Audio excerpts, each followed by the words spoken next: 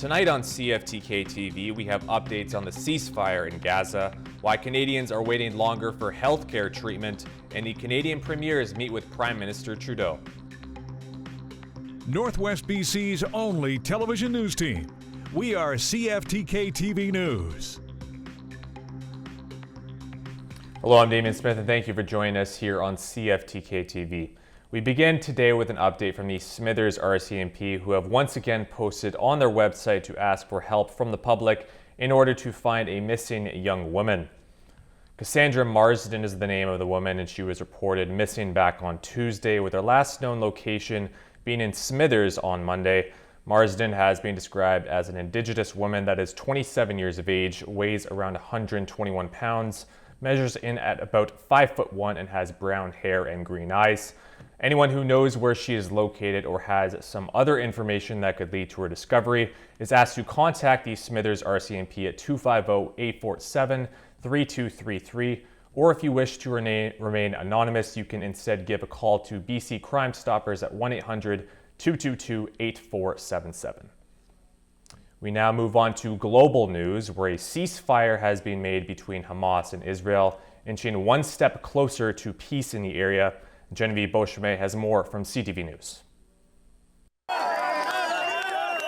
Chants and bursts of celebratory gunfire echoed over Gaza as word of a ceasefire deal spread. Some Palestinians read hope in this pause of the devastating 15-month war. We want to sleep in peace, says this man in Gaza City. We have prayed to God every hour for the war to stop.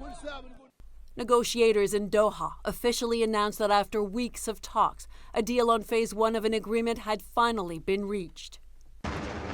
During an initial 42-day ceasefire that would see Israeli forces withdraw from populated areas, 33 of about 100 remaining hostages would be reunited with loved ones. This in exchange for the release of a number of Palestinian detainees and for up to 600 trucks of desperately needed humanitarian aid to flow into Gaza. Details of a second and third phase aimed at ending the conflict will be negotiated during the pause in fighting. But there could still be hurdles. Crucial votes in Israel to ratify the agreement are yet to come. Still, several families of those taken on October 7th, 2023, feared this day might never come. Demands from both sides seemed a world apart. It's like a roller coaster. I'm not breathing right now. We don't know if they're on the list, if they're gonna come back in the first phase, if they're alive. They also worry now that captives left behind after the first phase could be killed. Still, while much needs to be resolved, like what a post-war Gaza may look like if that comes, this deal offers the first sign of hope in months that this deadly and destructive war could end. A key mediator said this agreement would come into force on Sunday for a ceasefire so many around the world are now watching. Genevieve Beauchemin, CTV News. And now moving over to the Canadian side of the ceasefire in Gaza. Some Palestinian Canadians are relieved of the recent news. However, these citizens are still distraught over the events that have occurred over the last 15 months. For 467 days, this is a region of the world that has been longing for hope. That is, until now. We're able to have a moment to breathe, knowing that there won't be any bombs falling through the sky. Nora Sharab has more than 50 family members in Gaza. This is a photo of her cousin, sitting where his bedroom once was. A ceasefire brings both optimism and a reality check. When I spoke to my uncle this morning, he said, you know what, we're happy, but you have to remember, Nora, we have nothing. We've lost everything. We don't have our homes. We have to start from scratch. Hope also packs a painful truth for Canadians with loved ones still held hostage, who could be released in a matter of days. These are not going to be the same family members that we lost. And every single one of the families is going to have to get to know a new version of the person they lost. And that breaks my heart. Romy Gonen turned 24 in captivity. Shot in the arm and abducted while attending the Supernova Music Festival, her cousin, Maureen Lashem, has been advocating for her release each day since her disappearance on October 7th. To say we're on edge is an understatement. I feel it's close, and we're holding on to every single ounce of hope.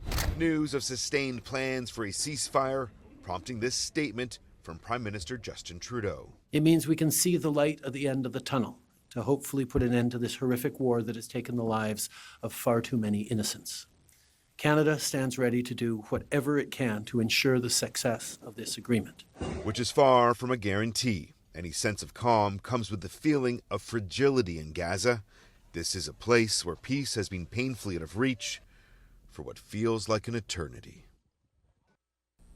And now we shift to down south, where there's a lot of moving parts, so the relations between the United States, Palestine, and Israel will be passed on to Donald Trump, who will officially be taking head office on Monday, January 20th.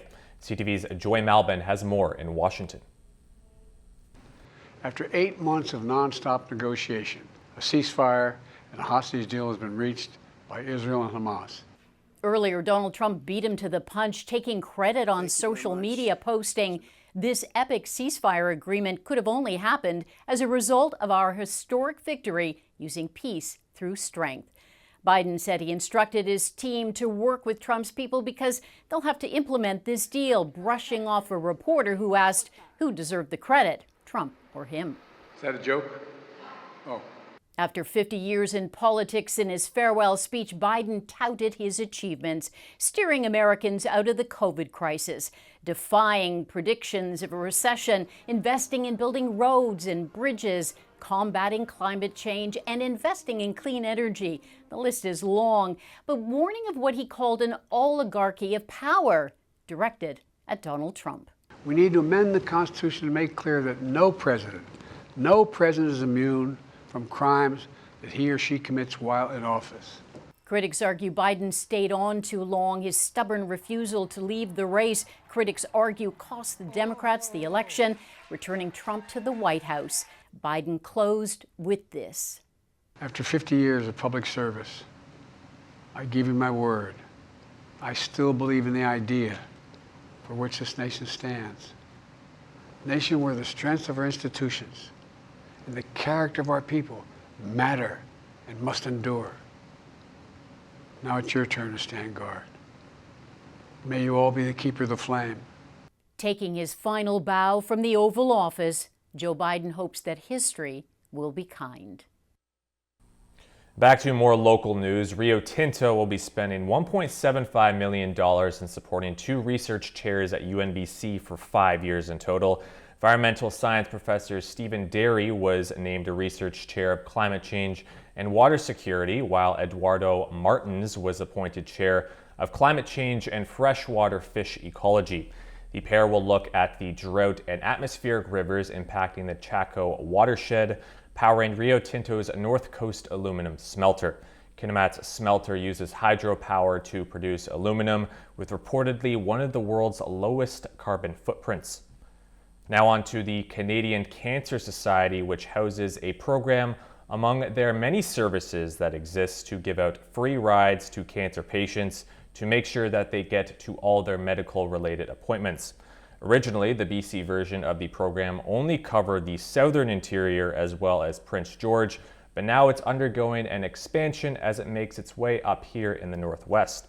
These services are set to come to northern BC and will soon be available in Terrace, Prince Rupert, as well as Kitimat.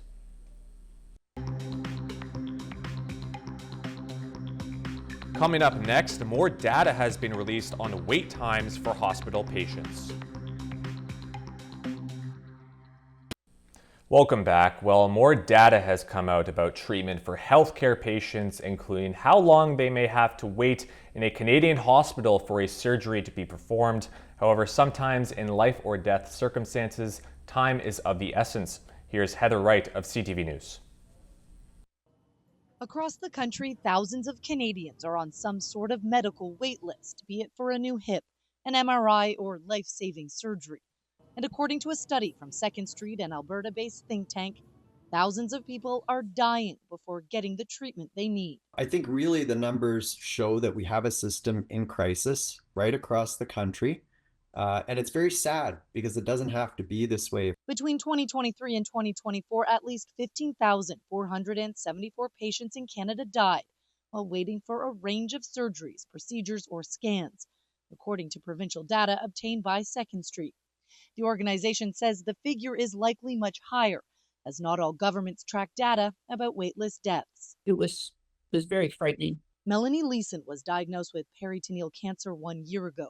She waited months for a biopsy in British Columbia, far longer than the guidelines of 43 days. And here I am at 111, untreated and getting worse by the day.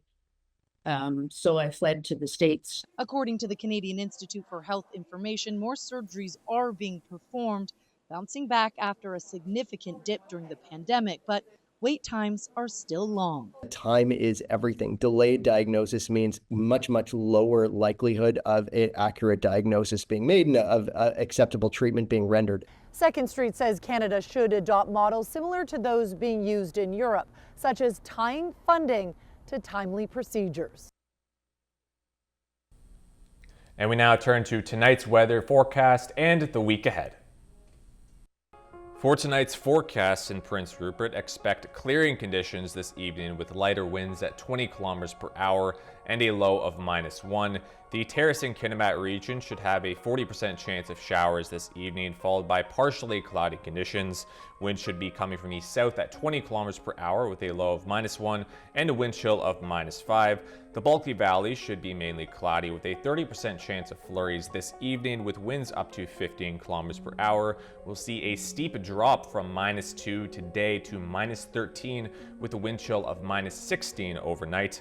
Now on to your weekly weather forecast. Prince Rupert should see some sun for the next 3 days at 3 degrees per day, so a drop in temperature compared to last week, but a chance for residents to get some vitamin D as well. And starting next week, the showers and or flurries will come back with cloudy conditions. The high will be 4 on Tuesday and the low will be -3 on Saturday and Sunday night. Terrace and Kitimat will also have sun expected for the next 4 days with slightly colder temperatures. The high will be 1 degree Saturday and the low will be -7 on Sunday night, and don't expect any snow to fall this week.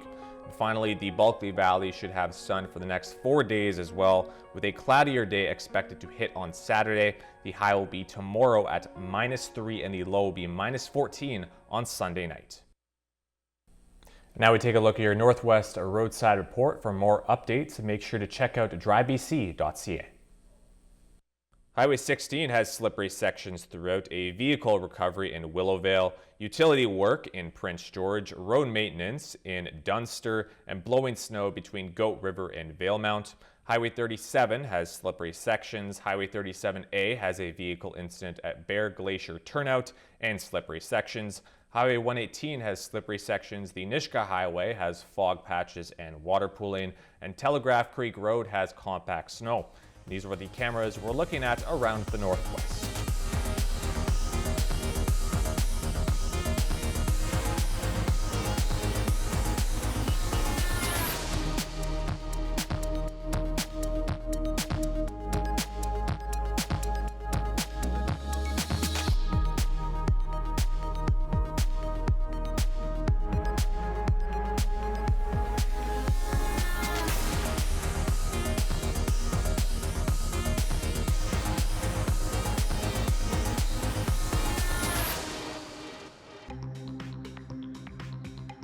Still to come, action is taken against large grocery chains on another form of price gouging. Hello again. Well, the Canadian premiers met face-to-face with Prime Minister Trudeau this week for the first time in 2 years to discuss the plan on a resource exportation to the United States, and some happen to be in disagreement over their own provincial resources. I'm definitely on Team Canada. A message of unity was on every premier's mind and on Doug Ford's head. This is about putting the country first, making sure that President Trump doesn't try to divide us. That's exactly what he's trying to do. With the threat of 25% tariffs looming, they all wanted to send a strong statement to incoming President Donald Trump. We will make sure that we are there to show what this country is made of. At the same time, we've also agreed that no one region of the country should disproportionately bear the burden of standing up for all other Canadians. It's why the Prime Minister and Premiers agreed that all options should remain on the table when it comes to retaliatory tariffs, including cutting off the roughly 4 million barrels of Canadian oil that goes south every day. I'm joined here around the table. Alberta's Danielle Smith joined via teleconference, but didn't join other premiers in endorsing the federal government's response. The premier wrote on social media, Alberta will simply not agree to export tariffs on our energy or other products, nor do we support a ban on exports of these same products.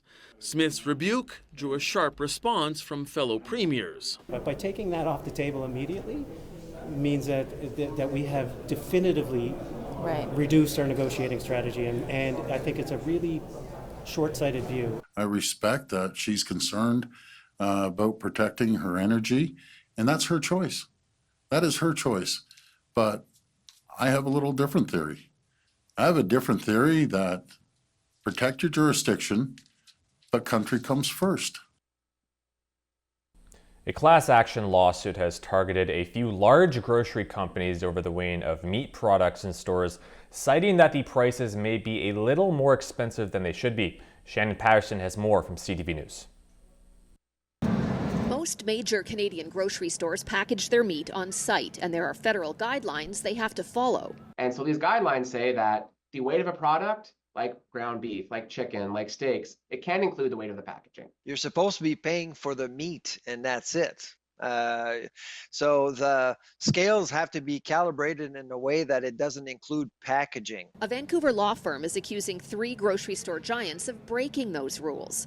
Muscio Goodman is asking the courts to certify a class action lawsuit against Loblaws, which owns Real Canadian Superstore, Sobeys, which owns Safeway, and Walmart for allegedly including the weight of packaging on meat purchases, adding an extra 5 to 10% to the cost. The lawsuit says that this is an intentional thing designed to get a couple bucks extra out of the consumer. While denying it was intentional, Walmart Canada admits it did happen at its Richmond Supercentre, where a third party is responsible for packaging and weighing products.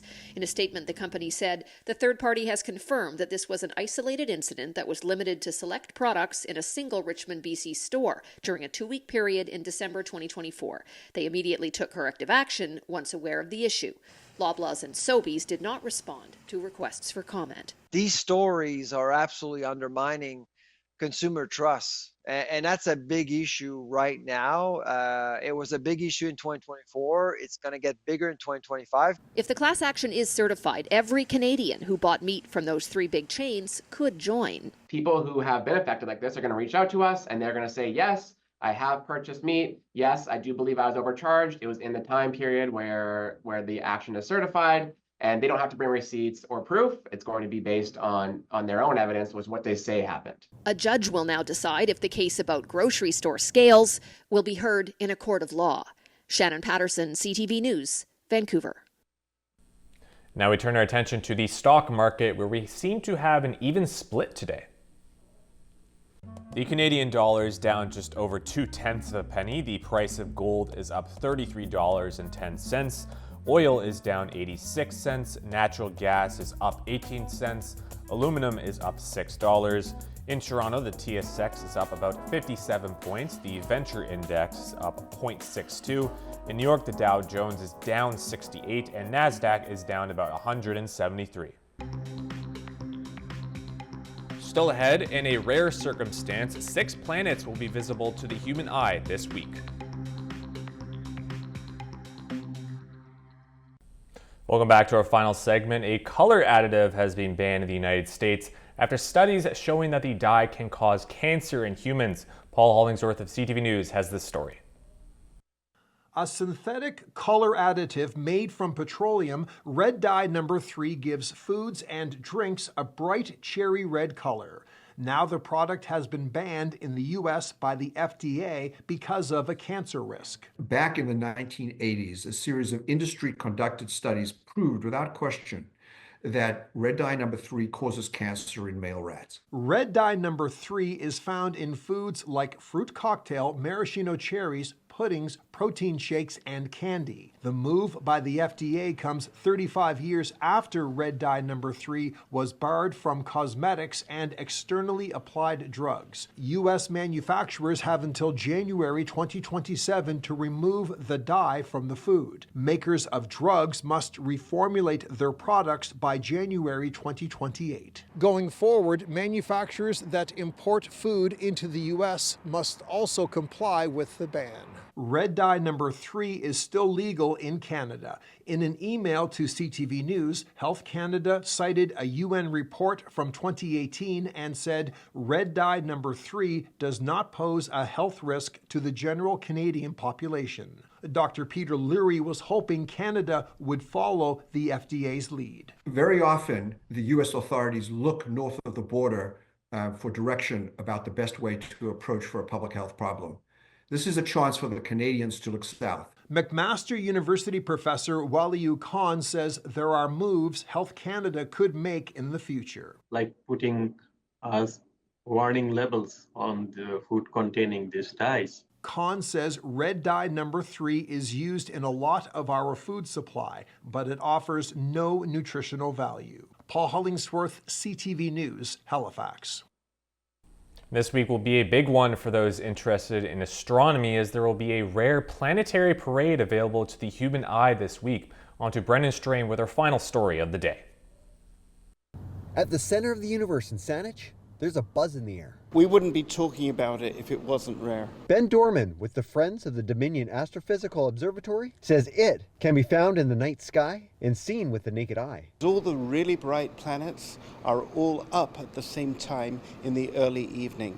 Venus, Mars, Jupiter, and Saturn. As an added bonus, if you have a pair of binoculars or a telescope, Uranus and Neptune can also be found. The planets are always somewhat aligned because they all move in one plane around the sun. It's an imaginary line that astronomers call the ecliptic. And Vancouver Island is currently perfectly situated to see those planets. For us right now, they're in a good chunk of the sky, and for us at a good time where we can see all these essentially right after the sun sets. Other parts of the world have the opportunity to see the same thing, although their time is during the day or much later into the night when most are asleep. If you look at the sky tonight, the 15th of January, you'll see Venus and Saturn are very close together. Within about the thickness of your finger from each other. Obviously, from our perspective, down here on Earth, this is what to look for beginning in the west with Venus. It'll be like a white, crisp white color, and it's blazingly bright. In the east, near the horizon, and you're seeing something with a bit of a reddish color, a reddy orange color. That's the planet Mars. Southeast, higher up in the sky, and yellow in color, that's the planet Jupiter. Saturn can be found in the west as well. If you're unsure if what you're looking at is a star or a planet. Planets don't twinkle. So if you're not sure if you're seeing a planet, look around. If you see stars twinkling, but something that's really steady looking, that's probably a planet. So take a look in the sky tonight, once the sun has set, to see some of our closest ancestral neighbors, because in a few weeks, the opportunity will have passed you by. Brendan Strain, CTV News, Victoria. That'll be all for tonight's cast. Thank you very much for tuning in, and have a good night.